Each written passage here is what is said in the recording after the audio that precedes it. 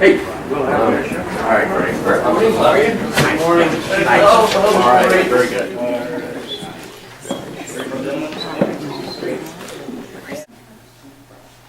After 1, 2, and 3. And ladies. And one more, 1, 2, 3. And you said, let's correct that. So you'll actually see the end product here. The official photograph. That's right. And you were kind enough to sign that. That's why now I can sign it. Great, good. Yeah. Thank you. And I hope you're not around to fill in. No. That's right. We also have his chair. Yeah. When he graduated from Frewsburg High School at Frewsburg High School, and then there was only 7 people in his class. He was a valedictorian.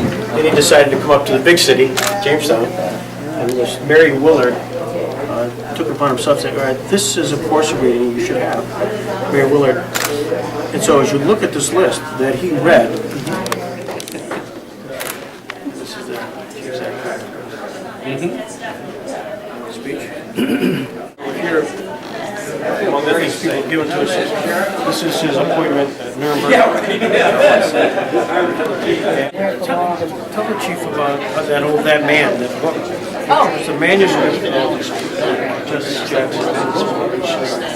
In 1952, he started scribbling, saying, the history is shit.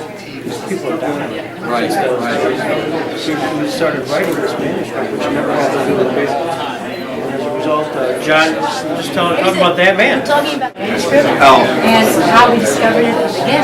My daughter Jennifer. And it was back, and then we just, and I think actually my husband Jim. It was Jim. It was Jim. And he said, I know that man Barrett. And so we really have to get the help. Poor Joe worked for the sheriff's department. That's great. With, of course, permission and great assistance for your mother and you. I know, but just think about that could have been, Right. Every historian's nightmare is the dumpster. But you hovered around well. You knew it was never going to be right. What my son has done as a civil rights historian is he's collected all the things back in those days. Those was the tweeting of the time. Sure. They showed their social responsibility on their slaves, literally. So what we have in here is that particular display. If you don't mind, if we could take a picture of you and I, just sure. I'll just set that right there. This is for my son. He would be thrilled. Thank you. All right. Thank you. All right.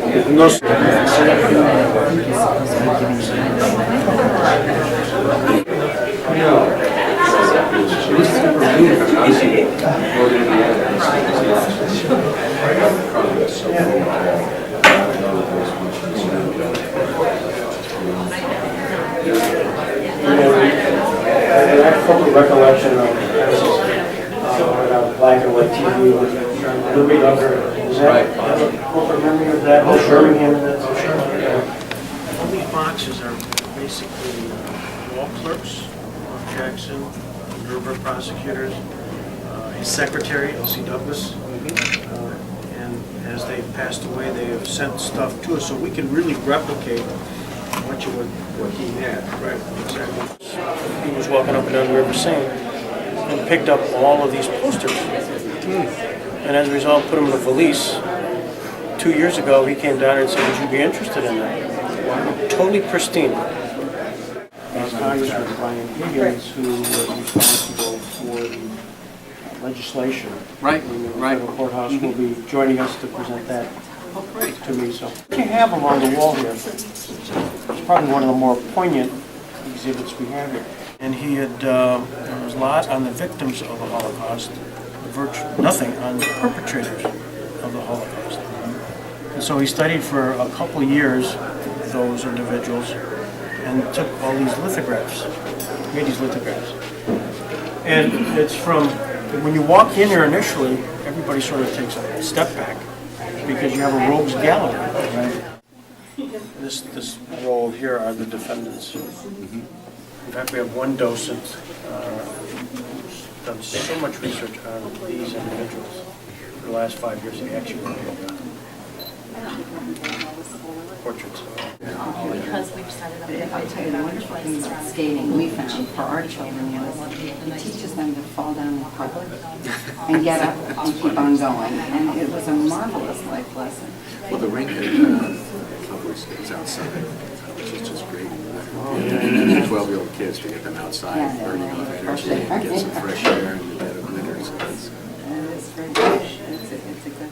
When our daughter was in law school in Boston, she got some pocket money by teaching skating at the Fuchs. They free Sure, yeah. And there's some great pictures we have. And she's making a ton of money. great. On Yeah, we a were per hour afraid she would basis, quit I law think. school. Well, yeah. She's currently now the assistant general counsel for Fair Tiger. Oh, wow, interesting. Interesting. More like casual. Yeah, that's right.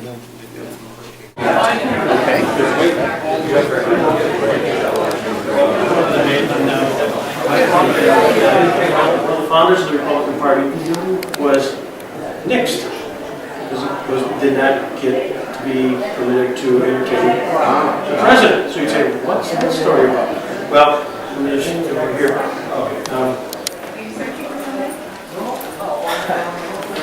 Because I had a little research on this.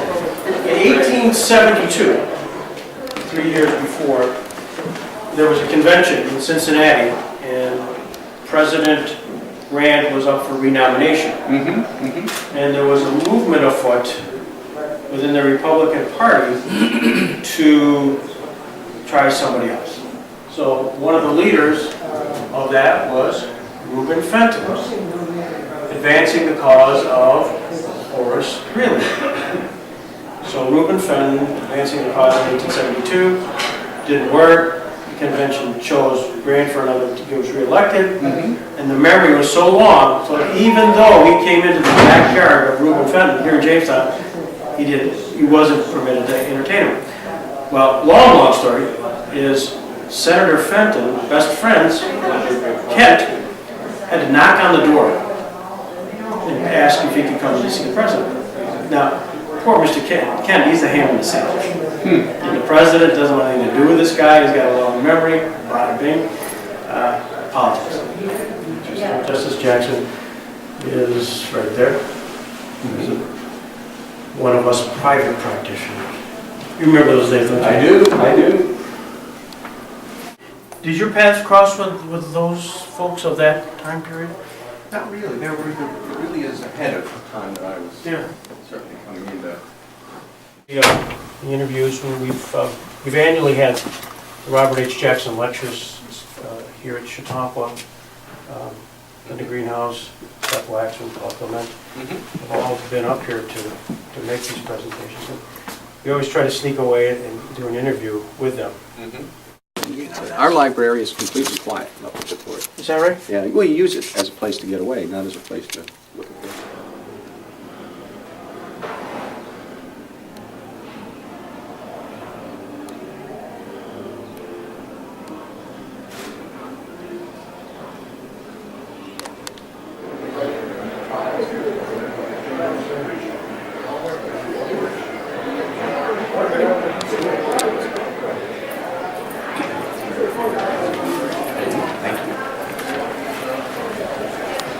Which side am I sitting at? On the right.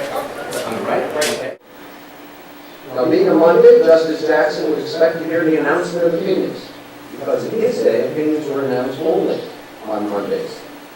And Chief Justice Warren changed that practice in 1965, and now opinions can be announced any day that the court is sitting.